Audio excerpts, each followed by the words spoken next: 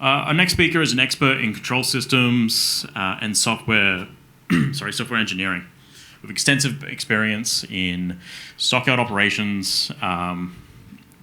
He's designed, programmed, commissioned numerous stacking, reclaiming, stock management systems, making a significant impact in the field.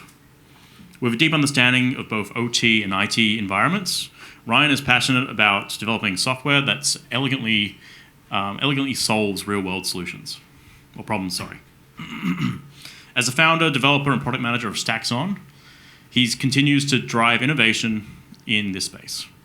Today, he'll be sharing his insights of the benefits of leveraging a digital twin system for your Stockyard. Sorry. Please join me in welcoming Ryan Rusha-Conto from Verbrec.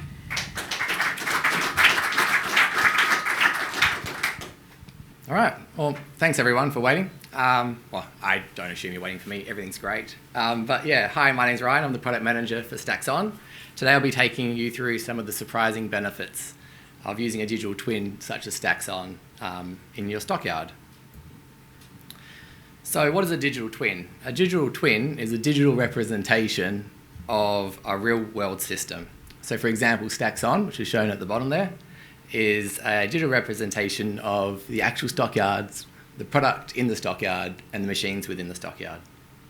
And digital twins have many uses, which I'll be going through today. So testing software changes, you can do so in your digital twin. You can simulate changes. You can monitor your stockyard live. You can predict batches before they're being reclaimed, for example. You can go back in time and see what's changed historically to be able to work out, how to better deal with problems in the future. And a digital twin is also particularly good at communicating because it mimics the real world. It really breaks down the barriers of communication. I started working at Verbrec 20 years ago, which is amazing when you think about it. Well, when I think about it, because it seems so long ago. I don't feel that old. But at the time, we were doing many stackers and reclaimers, so the control systems and the electrical systems for stackers and reclaimers across Australia, and all the different management systems that go along with it, such as the systems that stop them colliding with each other and working out what's on the stockpiles. I was spending so much time on site at the time that my wife decided to come up and make sure I was actually at work and actually see what I was doing. And so as a way to help reduce commissioning time, costly mistakes, and to improve training, we created StacksOn within the business. So in terms of testing, StacksOn, testing was the first thing that we added into StacksOn. Because we're doing so many machines on site, we wanted to be able to close a loop and be able to stack a virtual stockpile in the office. So you download the code that you're going to download at site in the office into a PLC, and you hook that up to StacksOn, and then you can configure virtual radars so the stackers can see the stockpiles, and virtual tilt probes and ultrasonics. And likewise, you can configure your reclaimer so that you get bucket will torque or amps coming back into your PLC code. So you can actually see how your stacker will operate. It's quite fun using it because you get an engineer in the office who programs a new piece of PLC code, hooks it up overnight, comes back in the morning, runs through the video and notices that they buried the stacker. Like, it's just covering it, right? Or you can have the reclaimer reclaiming and you realise it's just dug way outside the bounds of the stockpile, for example. You can also see how well your changes operate over a long period of time. So if you're doing collision avoidance systems to try and prevent the machines from interacting with each other, you might want to see how that will operate over the course of a couple of weeks. And of course, as you're going through this exercise, all the while you're collecting data, you're collecting videos. Those videos are then sent to the customers so the customer can kind of get an understanding for how the site's going to change, so the operators can understand, look, we're having a new stacking pattern, here's a video of how it's going to operate, this is it operating on our site, are there any questions? So you can really iron out a lot of those changes before it occurs. So this is one of the earliest versions of StacksOn. doing exactly that, doing some simulated testing. I'll just wait for it to finish up. Yeah, so you can see in this case, it's stacked over the rails, which is not optimal. So it's something that you definitely want to do in the office. I remember being on site and this call went over the radio, get the shovels, because someone accidentally stacked all over a ship. So it's way easier to clean up in the office than it is on site. So I was spending a lot of time on site, like I said, and I was curious as to why they would stack these short stockpiles, because the reclaimers, which are the ones that remove the material, operate a lot better when the benches are a constant height and when you slice across them and you get a nice long run across the bench. So when you're reclaiming the start parts of the stockpile and the end parts and you're just getting into it, it's not very efficient. And you also have the sites complaining that they don't have enough space in the yard. They don't have enough space to put their product. Or if they do, they can't access it because there's a stacker taking up a quadrant of the yard. You might have unsampled product on another stockpile, so you're really restricted in what you can do. So, in my mind, I grew up when phones only had one game and it was called Snake. I figured, why not just snake down the yard, right? And I was like, hey, this is a great idea. Let's do that. And I was told, no, you can't because of grade. And I was like, okay, cool. How does the grade change? And they're like, we don't know. That's why we can't do it. So we added grade into StacksOn just to help us with this problem. And it allows us to do a side-by-side analysis of an actual operation. So the top stockyard there is what actually occurred on site at the time of the study using actual grade data and machine positions. And that's juxtaposed against a proposed operation. So in this case, it's a continuous stockpile. You'll see that the stacker at the top and the bottom are stacking the same color at the same rate.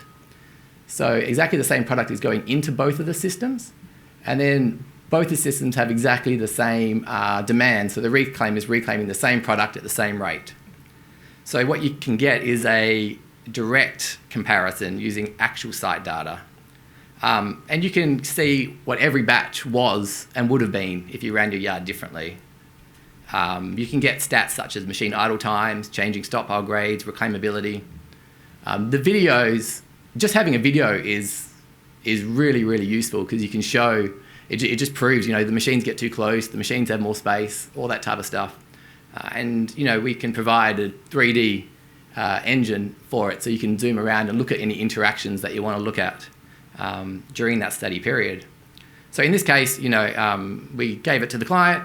They said, yeah, we're happy with the grade change. Let's roll it out.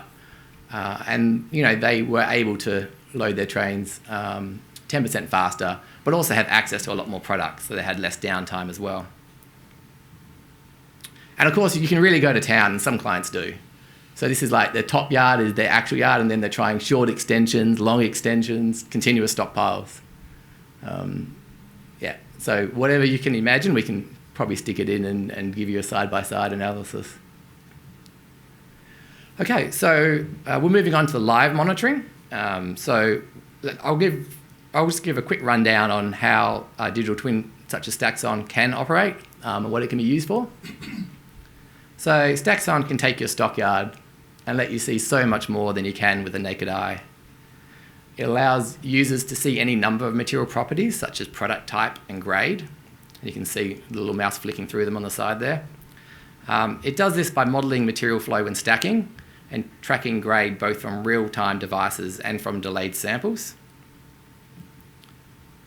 The model is then updated during reclaiming, publishing critical information out to other systems. It can act like a super accurate on-belt analyzer at the reclaimer's bucket wheel. So you can get an on-stream analyzer that actually works with your sample data.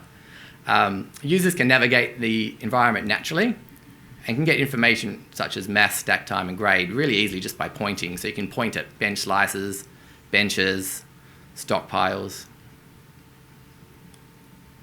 You can select custom regions. So if you only want to see a particular area of your pile, you can get all the stats for that. You can get stats based on stack time. You can slice through the piles as well and even do investigations inside the piles. So StacksOn predicts the grade of every batch, both before and while it's being reclaimed. It can show how entire stockpiles will be batched. And you can use it to work out how to blend off-spec material back into spec. Or you may just want to know if you have enough material on a stockpile to complete a shipment, something that it also can do. So I'll go through some of those points and add a few extra. So StacksOn gives you instant and contextualized access to near real-time data. So you no longer have to wait for a flyover or a survey to get the results. And it doesn't rely on like a tons in minus tons out reconciliation where, you know, the density might have changed or your weighers aren't quite calibrated and just drifts over time. This obviously has a lot of benefits, including allowing you to make informed decisions based on what's actually in the stockyard. And I got the question when we rolled out StacksOn at a site. You know, when you first roll out StacksOn, you get questions such as, you know, SCADA's got a different value to StacksOn. Which one should I believe? And the answer is just, you know, look out the window and see if the stockpile on StacksOn looks like the one in the real world. Trust StacksOn because you can see it, right? Like you can see how it's based its calculation. When you look at just a value on the screen, that might be the result of, you know, drifting stockpile balance or, you know, an operator zeroing out the pile. You know, operators are there to keep the plant running, and so they'll go, oh man, I can't give this reclaimer this part stack stockpile. All right, I'll just empty it, right? Oh no, sorry, I can't give. It's the other way around. You know, I can't give it a part stack stockpile, so make it full. Or, you know, you can't give the stack a part reclaim pile, so we'll make it empty, and then the control system then can zero or change the tonnage around. But you don't really have that issue with a 3D digital twin because, you know, the product's either there or it's not, and you can see it. It's very visual, so you can find out if it's accurate or not. And, you know, like I mentioned before, saving time when you're reclaiming for a train, it's really useful to know if you have enough tons to complete a train, so you don't have to move around halfway through your train loading. Another question we got is, hey, StacksOn doesn't match our other system that we have currently. Can you check, make sure that, you know, StacksOn's not broken? And it turned out it was because the other system was treating the entire stockpile as like a homogeneous liquid, where it's all exactly the same grade. So you can see it's all green, everyone's happy. But then, you know, in StacksOn, it was showing that same stockpile with this red at the bottom, this bad batch. And if you were to slice through the pile, you can see it's because that stockpile has been stacked and reclaimed, stacked and reclaimed. You can see there's been 3 separate stacks there because you can see those arcs and the grades change. So they've stacked it and then they reclaimed up to that first arc. They've stacked it again, reclaimed up to the second arc, and then stacked over the whole thing again. So yes, it is, well, it may not even be because it's drifted, but it might be overall on spec, but you're going to get a bad batch when you get to it. In fact, StacksOn then showed that it was actually going to perfectly batch it to be all in the same batch because the site was currently using full bench reclaiming because it looks into the control system and finds out what's going to happen and predicts it for you. But, you know, you can put a smile back on their dial by doing some predictions and working out, hey, look, if we change it to pilgrim step, turns out that you can fix that before you hit it. And in fact, if you really want to, you can even blend in material from the pile next to it, which was really rubbish and no one knew what to do with. So I think, as we've seen on the last couple slides, using a digital twin with a high resolution allows you to stack and reclaim where you want to keep your plant and your train loadout running. So you can infill that, you know, real high quality product over bad product, and you'll know that when you come to reclaim it, you can make sure you'll be notified of it and you'll be able to deal with it. And, you know, you can stack over a poorly stacked stockpile without worrying about it. And obviously, if you stack over a poorly stacked stockpile, not only do you have extra space to stack, but the reclaimer will thank you because it's got nice wide benches, like I mentioned before, nice easy digging for it. And we touched on this on the simulation piece, but live monitoring it's pretty hard to have a single stockpile solution when you're doing continuous stockpiling. It was actually a requirement when we rolled out continuous stockpiling, because we can do the controls work as well. So we rolled out the continuous stockpiling to a site, and they needed StacksOn in order to be able to track it down the yard. And as I mentioned before, you get an increased capacity, but really the working capacity is much, much better, and the reclaim rates are also increased. So, historical investigation. So it's used in ways that you don't really, I didn't think of when we first rolled it out. I got a call from a site operator who was like, hey, we just used StacksOn, it was great. Our chutes blocked, and we went back in time and had a look and worked out, what chemical composition was being reclaimed at that time, so we can, so we know what's causing our blocked chutes. And actually that person was quite an entrepreneur and decided that they'd add a new layer into StacksOn to highlight that product. So you can see in red the areas where you've got to slow down your reclaiming in order to not block your chutes. So you schedule that for a train that might have a longer loading time. So more historical investigations. So why was your shipment off spec? Maybe you didn't notice it and you did reclaim it, so you can actually go back in time and see what happened. You can do all the same investigations as you can historically as you do in real time. So you can see, hey, look, this is what we had at our fingertips at the time. Let's try and do better next time, right? You might want to see what led up to a machine-to-machine interaction. So maybe there was an incident and machines got too close together. You can see the machines coming together. You can play it back at any angle. Maybe the reclaimer was on a pile and someone instructed it to circle round to park while the stacker was on the pile next to it, for example. There's very little confusion when you see it in 3D. Or maybe what caused a stockpile to be poorly stacked. So if you have a stockpile and it just looks like rubbish, go back in time, you can play through it at like 100 times speed and see how it was built. And then, distribute that and say, this is what happened. Can we try and fix that bug in the software, or, change the parameters? And, I think the fact that it's, you're able to do all the different investigations you can in historical, it's super informative and it's very communicative because it's 3D, makes it really, really good at this type of investigative work. So communication is the last topic I'll be talking about, talking the same language. I really love my job when people get excited about changes. The grade guy was so excited when we rolled it out because he's like, hey, people are coming up and talking to me now. They're saying, this stockpile over here is all white. What's wrong with it? And he's like, that's because the sample station's down, right? And then he's like, well, but you got red over in the corner. Why do we have all this red in the yard? And he's like, it's because we got bad grade coming in at the moment. And he's like, and people are like asking me how to fix it. And they're like, well, why can't we improve those processes? And he's like, suddenly everyone cares about grade. No one understood my spreadsheets. No one understood what we were doing here. So it's really nice when people, have that experience of making things clear and understood by other people and getting excited about it. Another one was I got a phone call from someone on site, and they were like, oh, can you have a look? I think StacksOn's not doing, is got a problem somehow. All the stockpile heights have all dropped as it's running down the yard. And I'm like, okay, happy to do that. Do you want to just go have a quick look outside to see what the stockpiles look like? Take a photo and send it back. I didn't hear for the rest of the day, but she calls me at the end of the day and goes, yeah, the stacker was stacking short stockpiles down the yard. Really appreciate the heads up. So yeah, it's hard to misinterpret, right? And because of that, you tend to see more communications happening with screenshots rather than just numbers on a page.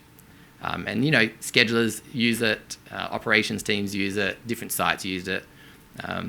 After we installed it on the first site at BHP, it spread to all the mine sites, and then it spread throughout the port. And I think one of the reasons was that people just could see it on that stockyard. It made so much sense, and they wanted the same functionality at their site or their mine.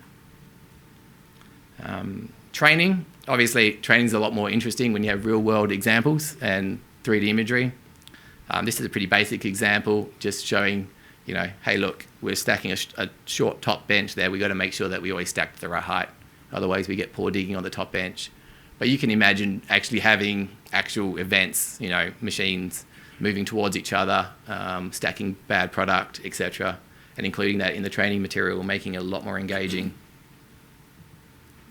And marketing, you can give your customers a lot of confidence by showing them the processes that you have in play to track the product that they're going to get. I mean, you can imagine like the visual response a customer would get when you can show exactly where in the yard their product came from and what it is, even down to how it changes within their shipment. So I'll just leave you with a few quotes.